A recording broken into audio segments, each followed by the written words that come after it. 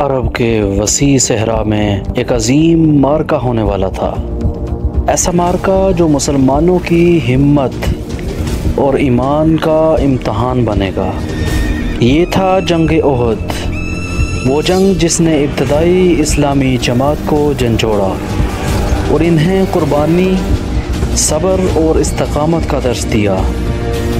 آپ دیکھ رہے ہیں خالد بن ولید سیریز۔ ویڈیو شروع کرنے سے پہلے میری آپ لوگوں سے گزارش ہے کہ اگر آپ نے ابھی تک ہمارے چینل کو سبسکرائب نہیں کیا تو ہمارے چینل کو سبسکرائب کریں اور ویڈیو پسند آنے کی صورت میں اس کو اپنے دوستوں کے ساتھ شیئر کریں۔ تو آئیے چلتے ہیں ویڈیو کی طرف۔ خالد اور ابو جہل کا بیٹا اکرمہ فن حرب و ضرب کے ماہر تھے۔ ان کے لیے ایک ایک مسلمان کو قتل کرنا اب مشکل نہیں رہا تھا۔ خالد دیکھ رہا تھا کہ مسلمان دو حصوں میں بٹ گئے تھے۔ بڑا حصہ الگ تھا جو اپنے کمانڈر رسول کریم صلی اللہ علیہ وسلم سے کٹ گیا تھا۔ چند ایک تیر انداز رسول اللہ صلی اللہ علیہ وسلم کے ساتھ تھے۔ یہ وہ صحابہ اکرام تھے جو قریش کے حملے کی وجہ سے افراتفری کا شکار نہیں ہوئے تھے۔ ان کی تعداد 30 تھی۔ ان 14 خواتین میں سے جو زخمیوں کی دیکھ بھال کے لیے ساتھ آئی تھیں، 2 رسول اللہ صلی اللہ علیہ وسلم کے ساتھ تھیں۔ ایک ام عمارہ رضی اللہ تعالی عنہا تھی اور دوسری ام ایمن رضی اللہ تعالی عنہا نام کی ایک حبشی خاتون تھی۔ ام ایمن رضی اللہ تعالی عنہا آپ صلی اللہ علیہ وسلم کے بچپن میں آپ صلی اللہ علیہ وسلم کی داعیہ رہ چکی تھی۔ باقی 12 خواتین ابھی تک زخمیوں کو اٹھانے اور پیچھے لانے اور ان کی مرہم پٹی کرنے میں مصروف تھی۔ خالد رسول کریم صلی اللہ علیہ وسلم کو ڈھونڈ رہا تھا، لیکن وہ میدان جنگ میں زیادہ گھوم پھر نہیں سکتا تھا کیونکہ اس کی کمان میں گھڑ سواروں کا ایک جیش تھا جسے اس نے پوری طرح اپنی نظم و نسق میں رکھا ہوا تھا۔ وہ اندھادھند حملے کا قائل نہ تھا۔ اس کا اصول تھا کہ دشمن کی ایسی رگ پر ضرب لگاؤ کہ دوسری ضرب سے پہلے وہ گھٹنے ٹیک دے۔ آج 4 برس بعد جب وہ تنہا صحرا میں جا رہا تھا، اس کے ذہن میں گھوڑے دوڑ رہے تھے، اسے تیر کمانوں کے زناٹے سنائی دے رہے تھے، اس کے ذہن میں مسلمانوں کے نعرے گونج رہے تھے۔ اس کا خیال تھا کہ مسلمان یہ ظاہر کرنے کے لیے نعرے لگا رہے ہیں کہ انہیں موت کا کوئی ڈر نہیں۔ طنز اور نفرت سے اب بھی اس کے ہونٹوں پر مسکراہٹ آ گئی۔ اس نے ارادہ کر لیا تھا کہ وہ زیادہ سے زیادہ مسلمانوں کو قتل کرے گا، قیدی کم ہی بنائے گا۔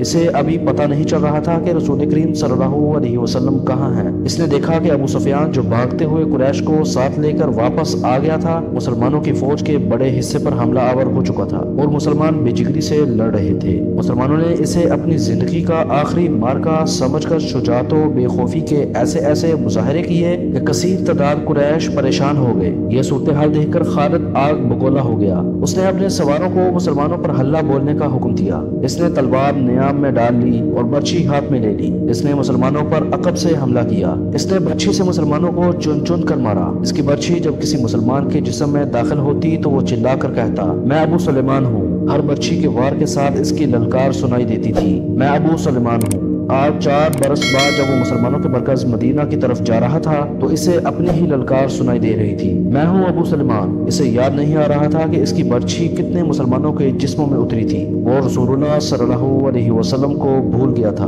تھوڑی دیر بعد اسے پتہ چلا تھا کہ مسلمان اپنے نبی صلی اللہ علیہ وسلم کی کمان سے نکل چکے ہیں اور اکرمہ مسلمانوں کے نبی صلی اللہ علیہ وسلم کی طرف چلا گیا ہے۔ حقیقت بھی یہی تھی کہ رسول اللہ صلی اللہ علیہ وسلم کی کمان ختم ہو چکی تھی اور مارکے کی صورتحال ایسی ہو گئی تھی کہ آپ صلی اللہ علیہ وسلم مسلمانوں کو ازسرنو منظم نہیں کر سکتے تھے، لیکن آپ صلی اللہ علیہ وسلم اپنی اور اپنے ساتھیوں کی جان بچانے کے لیے میدان جنگ سے نکلنا بھی نہ چاہتے تھے۔ حالانکہ صورتحال ایسی تھی کہ پسپائی کے علاوہ کوئی چارہ نہ تھا، لیکن آپ صلی اللہ علیہ وسلم کسی بہتر پوزیشن میں جانے کی کوشش کر رہے تھے۔ آپ صلی اللہ علیہ وسلم کو معلوم تھا کہ قریش آپ صلی اللہ علیہ وسلم کو ڈھونڈ رہے ہوں گے اور آپ صلی اللہ علیہ وسلم کے گروہ پر بڑا شدید حملہ ہوگا۔ آپ صلی اللہ علیہ وسلم پہاڑی کی طرف بڑھنے لگے۔ آپ صلی اللہ علیہ وسلم کے ساتھیوں نے آپ صلی اللہ علیہ وسلم کو اپنے حلقے میں لے رکھا تھا۔ آپ صلی اللہ علیہ وسلم تھوڑی ہی دور گئے ہوں گے کہ اکرمہ نے اپنے گھڑ سواروں سے آپ صلی اللہ علیہ وسلم پر حملہ کر دیا۔ قریش کے ایک پیادہ جیش کو کسی طرح پتہ چل گیا کہ رسول کریم صلی اللہ علیہ وسلم پر اکرمہ نے حملہ کر دیا ہے، تو قریش کا یہ پیادہ جیش بھی آپ صلی اللہ علیہ وسلم کے گروہ پر ٹوٹ پڑا۔ آپ صلی اللہ علیہ وسلم کے اور آپ کے کسی ایک ساتھی کے بچ نکلنے کا سوال ہی ختم ہو گیا تھا۔ था। आप सल्लल्लाहु अलैहि वसल्लम के 30 साथियों ने और इनके 2 खवातीन ने जो आप सल्लल्लाहु अलैहि वसल्लम के साथ थी, आप सल्लल्लाहु अलैहि वसल्लम के गिर्द गोश्त पोश्त की दीवार खड़ी कर दी। खालिद को याद आ रहा था कि रसूलुल्लाह सल्लल्लाहु अलैहि वसल्लम जिस्मानी ताकत के लिहाज से भी मशहूर थे। इसका सबसे बड़ा सबूत ये था कि आप सल्लल्लाहु अलैहि वसल्लम ने अरब के माने हुए पहलवान रकाना को 3 बार उठा कर पटका था। अब मैदान जंग में इनकी ताकत के एक और मुजाहरे का वक्त आ गया था। गोश्त पोश्त की वो दीवार जो आप सल्लल्लाहु अलैहि वसल्लम के फिदाइन ने आप सल्लल्लाहु अलैहि वसल्लम के इर्द गिर्द खड़ी कर दी थी, इसे आपने खुद तोड़ा। आपके हाथ में कमान थी, तुर्कश में तीर भी थे। उस वक्त खालिद मुसलमानों के बड़े हिस्से में उलझा हुआ था। उसे जब बाद में बताया गया था कि जब रसूलुल्लाह सल्लल्लाहु अलैहि वसल्लम और उनके 30 साथी और 2 औरतें कुरैश के घुड़सवारों और पयादों के मुकाबले में जम गए तो खालिद ने बड़ी मुश्किल से यकीन किया था। इसने एक बार फिर कहा था कि यह ताकत जिस्मानी नहीं हो सकती, ये कोई और ही ताकत है। उस वक्त से एक सवाल इसे परेशान कर रहा था, क्या अकीदा ताकत बन सकता है? वो अपने कबीले में किसी से इस सवाल का जवाब नहीं ले सकता था, क्योंकि फौरन ये इल्जाम आयद हो सकता था कि इस पर भी मोहम्मद सल्लल्लाहु अलैहि वसल्लम का जादू असर कर गया है। आज वो यही सवाल अपने जहन में लिए मदीने की तरफ जा रहा था। उहद की पहाड़ी उफक से ऊपर उठ आई थी। 4 बरस पुरानी यादें इसे फिर इस पहाड़ी के दामन में ले गईं, जहां इसे अपना ही नाम सुनाई दे रहा था, अबू सुलेमान, अबू सुलेमान। वो अपनी तस्वीर में देखने लगा कि इन 30 आदमियों और 2 औरतों ने अपने सारे घुड़सवारों और पयादों का मुकाबला किस तरह किया होगा। रसूल करीम सल्लल्लाहु अलैहि वसल्लम अपने दस्ते मुबारक से तीर बरसा रहे थे। आप सल्लल्लाहु अलैहि वसल्लम के साथी बढ़ चढ़कर आप सल्लल्लाहु अलैहि वसल्लम को अपने हल्के में ले लेते। एक मुअर्रिख मगाजी की तहरीर के मुताबिक आप सल्लल्लाहु अलैहि वसल्लम अपने गिर्द हल्के को बार बार तोड़ते और जिधर से दुश्मन इनकी तरफ बढ़ता उस पर तीर चलाते। आप सल्लल्लाहु अलैहि वसल्लम की जिस्मानी ताकत आम इंसान के मुकाबले में कहीं ज्यादा थी। आप सल्लल्लाहु अलैहि वसल्लम कमान को इस कदर जोर से खींचते थे कि आप सल्लल्लाहु अलैहि वसल्लम का छोड़ा हुआ तीर जिस जिस्म में लगता था, तीर की नोक इस जिस्म के दूसरी तरफ निकल जाती थी। आप सल्लल्लाहु अलैहि वसल्लम ने इस कदर तीर चलाए थे। एक तीर चलाने के लिए आप सल्लल्लाहु अलैहि वसल्लम ने कमान को खींचा तो कमान टूट गई। आप सल्लल्लाहु अलैहि वसल्लम ने अपने तुर्कश में बचे हुए तीर साद बिन अबी वक्कास रजी अल्लाह तआला अन्हु को दे दिए। साद बिन अबी वक्कास रजी अल्लाह तआला अन्हु के निशाने का कोई भी मुकाबला नहीं कर सकता था। खुद आप सल्लल्लाहु अलैहि वसल्लम भी साद रजी अल्लाह तआला अन्हु के निशाने को तस्लीम करते थे। उधर मुसलमान अबू सुफियान और खालिद के हाथों कट रहे थे और खून का आखिरी कतरा बह जाने तक मुकाबला कर रहे थे। उधर आप सल्लल्लाहु अलैहि वसल्लम के 30 फिदाइन और 2 खवातीन की बेजिगरी का ये आलम था जैसे इनके जिस्म नहीं इनकी रूहें लड़ रही हों। मशहूर मुअर्रिख तबरी लिखता है कि एक एक मुसलमान ने बैक वक्त 4-4, 5-5 कुरैश का मुकाबला किया।